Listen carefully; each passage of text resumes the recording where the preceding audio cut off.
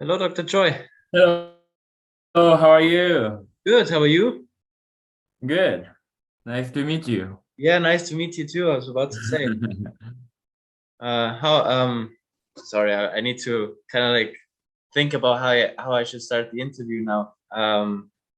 So ahead of the Okay. weekend, is this are you already done with classes today? Yeah, so I do not have any class to teach today, so I just had a meeting with a student and yeah, just research day. Okay, so last order of business today, the interview. It's feel Are like you a a nice way student to start into the weekend. student here? Pardon? Are you a student I at am a TC? student, yeah. Oh, okay. Yeah, exercise science, actually.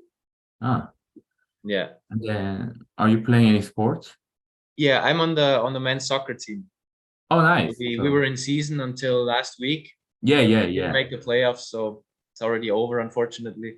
Mm. But there's always a next year, so Yeah, that's a sure. good thing. So the point of the interview is because we're trying to interview staff members and faculty that we know that have like experience in like other countries, and Mhm. because like we from the Global Alliance are like our like main purpose or our main goal is like to introduce different cultures to the students and teachers and everyone here at GCU. We thought it would be a good idea to interview certain staff members, faculty members, so like everyone like gets to know first of all the person and the culture as well. And Laura told me that you're from South Korea. Is that correct? Yes, yes. Okay, so you got all your teaching education in South Korea, or was that already in the United States? So yeah, this is actually after my graduation or PhD of this GCU is my first institution to teach. Okay.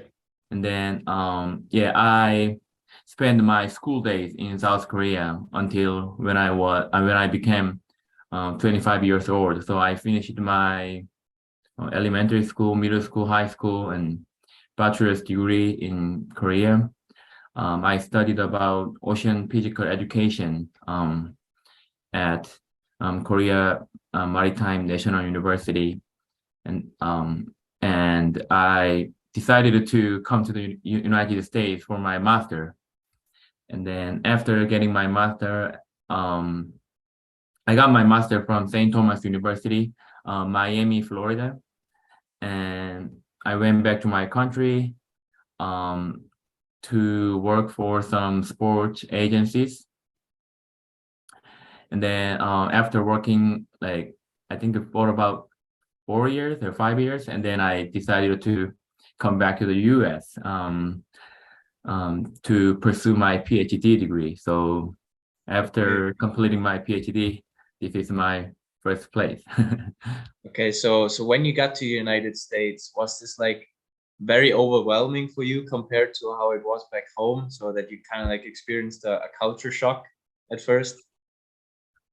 Yes, because I traveled a lot, but it was my first time living, you know, to live in the to live in a different country. Um, and so South Korea is like there is only one race, and they want just we are the same.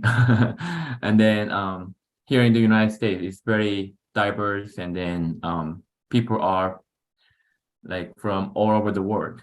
So I Yeah.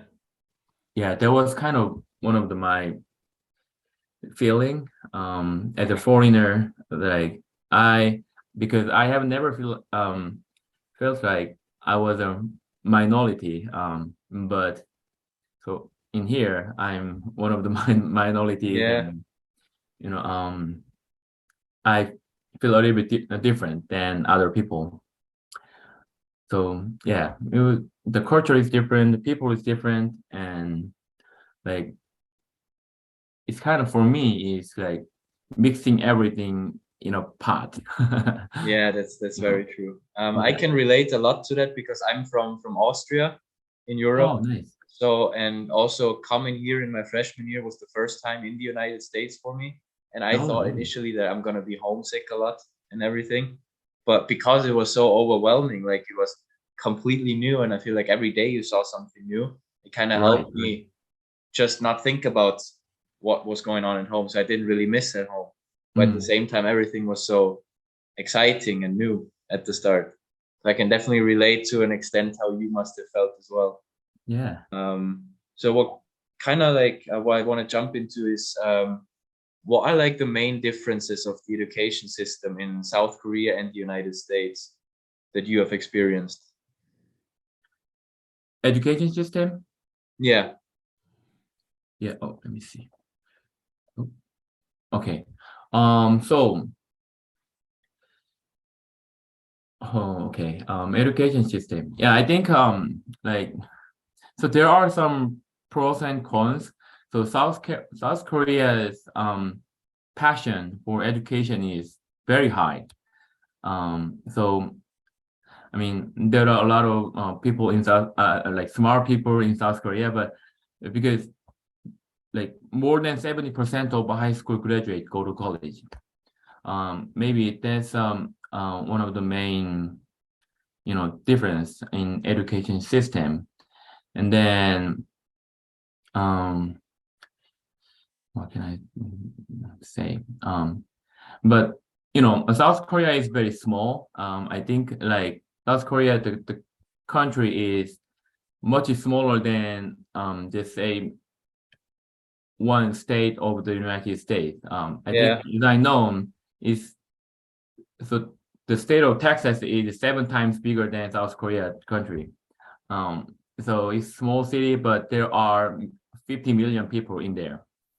So it is, yeah, yeah, it's very dense city, and then because of this, and then people are hot, like very competitive. Um, we Actually, when I was in high school, there's no free time. I stayed at school until 9 p.m. And then after that, I go to a like private, academy to study more. And then I come back home like at midnight or even later. So maybe it is good for future because but you know we are too much focusing on education like when we are younger.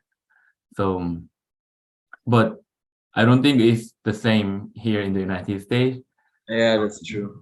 Yeah, so I feel much better, and then very good about education system here in the United States. Then I mean I'm not saying the education is bad in Korea, but the you know the balance between academics and the life is very good in here in the United States.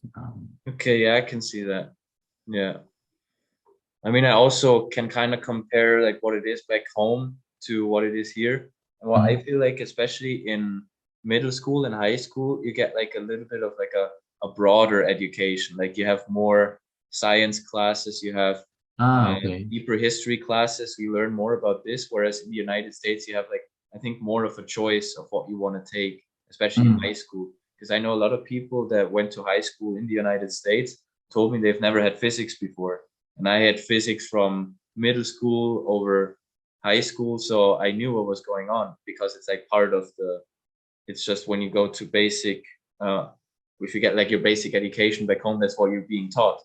But that's not Yeah. the case here. So I think there are probably also differences in South Korea as well. Like Yeah, that's like you're saying they have more free choice of academics in here in the yeah, United States. Yeah, we are very the South Korea school system is very structured. So everyone is taking the same class and the same taking the same exam and same everything. So yeah, I totally agree with you. yeah. So since you have been, how many years in total have you spent away from home? Probably 8 years, about 8 years, yeah, 8 years. including my master's PhD times. Yeah. So would you recommend for like young students to go abroad or like go to another country at some point in their life? And if yes, what do you think is the most important thing you learn when you go abroad to a different country? Yes, I totally recommend people go outside of their country. So if I mean there are so many things. I mean the benefits and advantages from going outside of their country, because first of all, you may um, challenge yourself. I mean sometimes we are in the middle of a comfort zone. Yeah. So we don't. So if I'm in South Korea, I can just communicate in Korean with other people, and then probably more comfortable than here in the United States. But when you go outside of the country, probably the first thing you may experience is language barrier and then cultural differences, all different, people from around the world. So I think that this is can like improve yourself, and then to be probably you can be more mature. That's kind of one of the benefits from there. Also, if you go outside of the world, like in my opinion, you can see as much as you know, and then to know, you need to experience, and then you need to experience as much as you can. I mean, so to know something, you have to see something and then experience. But like I said before, my country is 7 times smaller than the state of Texas. Yeah. And so if you are just staying in this little, country, you cannot see. Maybe you can see from the TV show, but you cannot really see what is happening or what are there. So probably you need to go outside of the country, or you know even traveling a lot. It will help you a lot to be to improve yourself. Also, there are so many opportunities outside of the country. So like I mentioned this previously again, but my country is very competitive, like because there are 50 million people in that small country. So if you Yeah. go outside, probably you have more opportunity. Um, you know, um, you can do something. So not right now, the globalization is getting faster and faster, and then like the importance of the globalization is bigger and bigger. So we need to go outside and then experience as much as you can. That's my recommendation, and then my experience.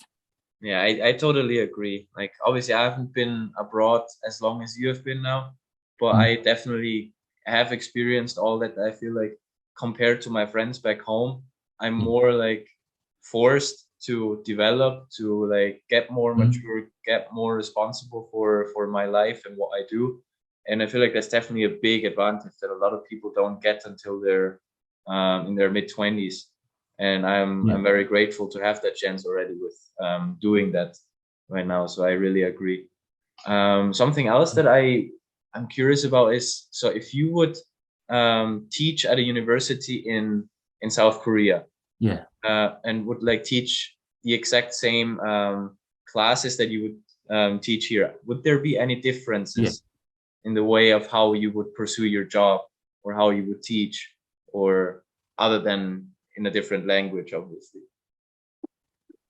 So you mean the like teaching method wise, or Yeah, what? if there's like compared to your job here, what would your job look like back home? Would it be exactly like it is here, or would there be any differences? Oh, the teaching might be the very similar. Teaching might be very similar because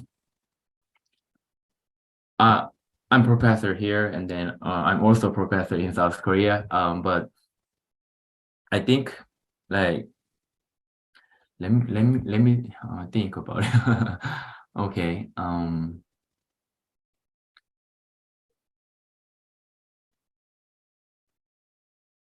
So in a sense that like you treat students differently. So I have a lot of teachers here, for example, it's just an example. If I don't submit my homework in time, they allow me to take another 1 or 2 days to submit it. Some teachers even more.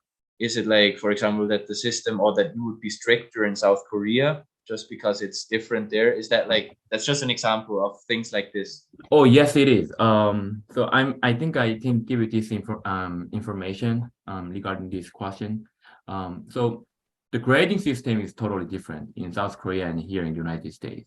So if here in the United States, I think might be my terminology might be wrong, but the grading system is absolute grading system here in the United States, but our country in South Korea is competitive grading system.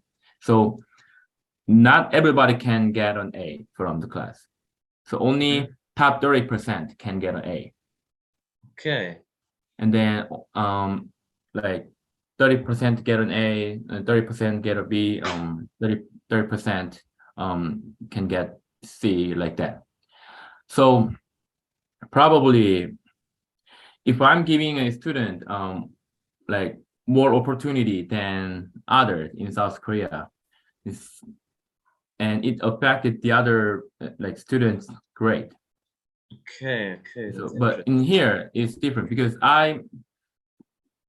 in my opinion, I'm not very strict person as an educator. So I try to give them many like opportunities and then tries and just attempt and everything because everyone can get an A. So I don't want to judge them about this grade. So but in South Korea, if I'm giving them like better grade, like more chance than others, someone is getting dropped from their grade. Yeah, that makes So sense. yeah, the system is different. So maybe in this case, even though my advice will be the same, but when I grade, I have to do some, do differently because of the system. Okay, yeah, that's interesting. That's what I thought.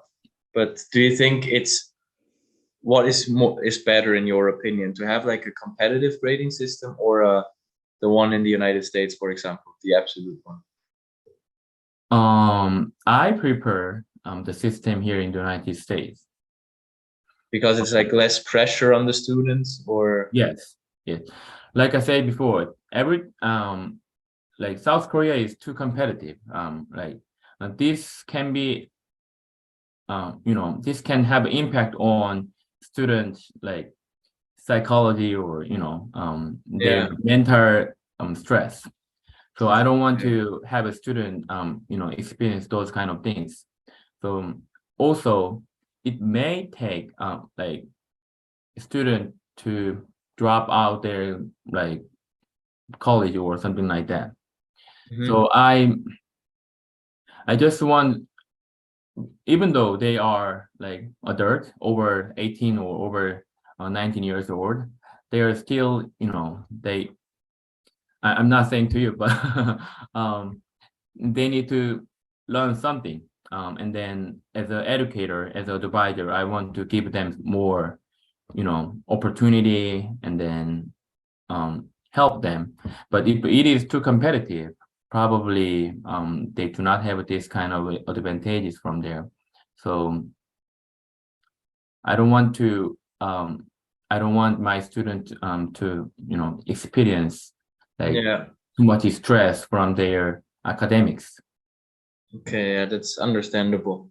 So my my last question for this interview is, are there like any concepts or kind of like philosophies from South Korea that you teach your students here as well? So like things that you thought helped you a lot in South Korea that you want to like give your students here as some sort of like helpful information. It doesn't have anything to do maybe with the subject itself that you're teaching, but more like life lessons in a sense. Can Are you there any of give me these? an example? Yeah. So yeah. Should I explain again? Yeah, it was disconnected a little bit. I'm sorry. Oh, okay, sorry. Yeah. So are there like any some sort of life lessons that you learned in South Korea that you feel Mm. like they helped you a lot develop to the person that you are right now, that you, if you have the chance to, would give to your students here? So that you feel like I learned that in South Korea, and if some of the students in America would hear them as well, they might benefit as well. Ah, okay. Um, yes, there are a lot.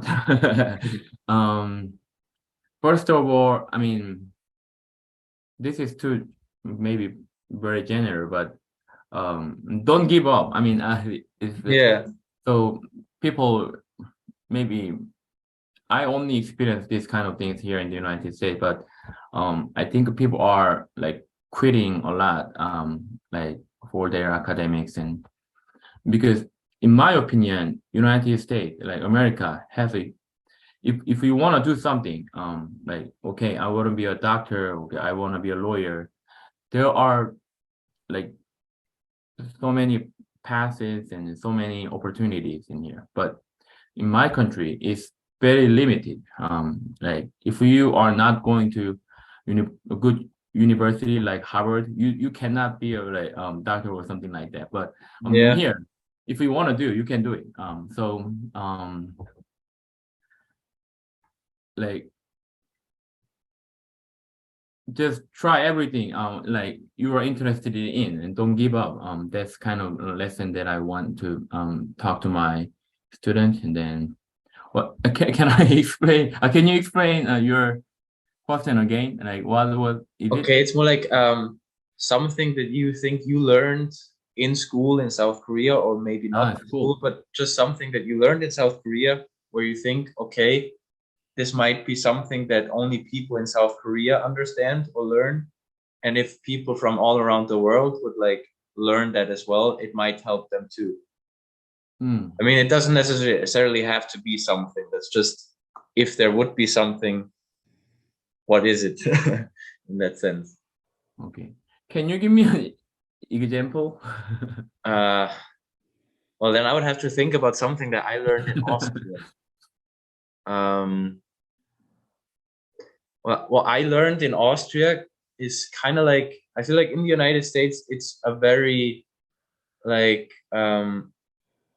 capital-driven society in a sense that like it's like a lot about making money and making as much money as possible. Ah, So work is the most important thing. And what I feel like people back home teach me, or what I like learn about people back home, is that actually in America, people think you're happy if you have a lot of money, but back home, it's more important to have that work-life balance. If you have a job that you enjoy, you don't work too much, you still have a very respectable salary, but you also have a lot of free time to go out to the nature, do stuff with your friends. It's like a lot of people I have like put more importance on that work-life balance than actually trying to make the most amount of money possible. And that's kind of like a lesson that I feel like my takeaway is that money is not everything. Money yeah, cannot buy happiness, and you should find your right receipt of like work and free time and private life that makes you the most happy in that sense. that's great. I mean, I think I need to teach this to South Korea because they are like focusing on their money much more than here in the United Oh, States. really? Yeah. So I think I talked mentioned this many times during this interview. They are too competitive. Like the country is too competitive. So they always this is coming. This came from our history of the country. Because we like 50 years ago, South Korea was one of the poorest country in the world. Mm-hmm. Then I think like now is financially our country is top 10 in the world. So we developed and then grow to very fast because of this like historical background, people always try like faster, faster, faster, and harder, harder, harder. So, Yeah. so we cannot, you know, take, you know, we cannot just take a rest during the weekend. You just work, work, work, and so that's like our history of country. So we are still like too competitive, and then we are looking at like too much jealous other people's life. Like if they Yeah. someone has too much money, so we even though I have money, I just you know jealous about other people. So I think I have to give this information to my country. But yeah, I mean, if I'm, let me see, what can I say here in the United States? Good things about my country. There's a lot, but I cannot say something else. Hmm, okay. Um, It's also a very difficult question. That's I mean, yeah. So I mean, maybe I can say that. Like, so in my country, people are good at listening to others, hmm and then respect, and then polite, and then you know, that kind of culture is more, we have more than here in the United States. So I'm not saying like people in the United States is rude. yeah. We are, instead of saying my word, I think we listen to other first and more than here in the United States. I definitely understand that. Like Mm, I feel like I can relate to that because I think Austria is also more like that. Like people are more open, more mhm. polite, I would say. Um, but probably it's not like a standout thing. So if you say Yeah. it's like something that makes South Korea like stand out a little bit, then that's probably a really good thing compared to United States. And then Mhm. that thing, what people here might need to learn or like should maybe take into consideration a little bit. Great. And then also, so this can be for younger generations in South Korea. So we are actually like, so our younger generation is traveling a lot. So I actually been to your country when I was 20 years old. Oh, really? In Austria? Austria. Yeah, Oh, so where exactly in Austria? Bean and the is name Bean? Bean? Wien? Yeah, Like Vienna, the yeah, capital? Vienna. Yeah, Yeah. and then Salzburg. Is that your Salzburg? Salzburg. Yeah, yeah. Salzburg? Yeah, yeah, Yeah, yeah, yeah. I've been there when I was 20 years old. Oh, that's cool. That's cool. So what did Yeah, you do so there? mhm. What did you do there? In I just like our younger generation. I'm still yeah, relatively young, but I traveled. I did backpacking traveling by myself. So I okay. went to a lot of countries, and then I actually during the trip I um watched. I went to a soccer game in Italy. Mm-hmm. So I fell in love with soccer. Actually, I loved soccer before that, but more, you know, Yeah. fascinated after Oh, the it's really trip. cool. And then I decided to my future career, okay, I need to work in the sports industry.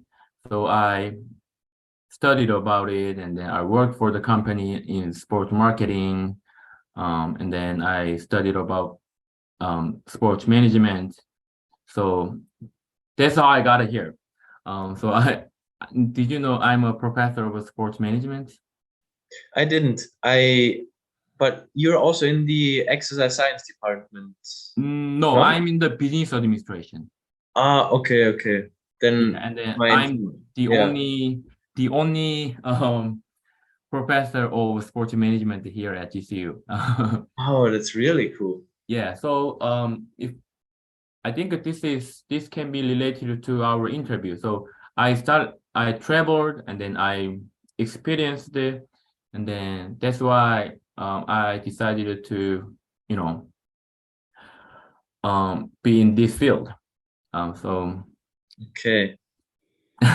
Brings us back to why going abroad or traveling is important, because you just get to know different things that might interest you and you find yes, what yes. brings you joy. So Mhm. I feel like that's kind of like a round end to our interview. Because I feel like we're running out of time a little bit with the Zoom meeting now. But in any Oh, case, yeah, because I it told me that it's about to close. But in any case, I just want to say thank you very much for taking the time and answering my questions.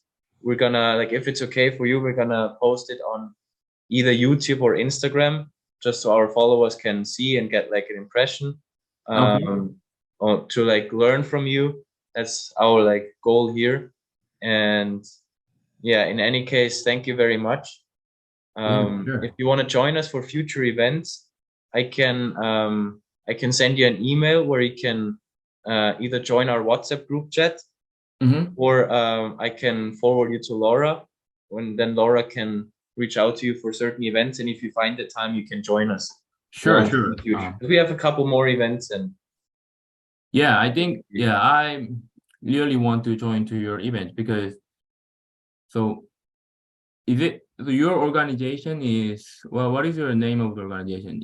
we're the GCU Global Alliance. Oh, Global Alliance. So I'm are you under F1 visa at this? Yeah. Yeah, so actually I'm still on under F1 visa, and then Oh, so really? yeah, so I probably know more than anyone about your situation and all those. Okay.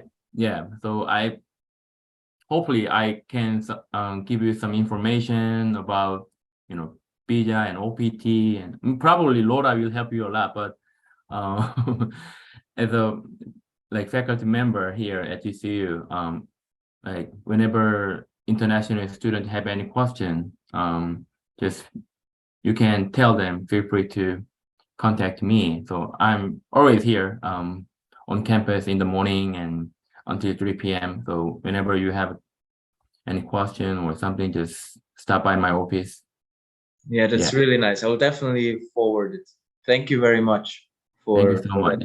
that. So, I hope you have a nice weekend, and also that I see you soon in person for one of the events. Sure, whenever you have a time, please stop by my office and say hello. Okay, definitely. All right.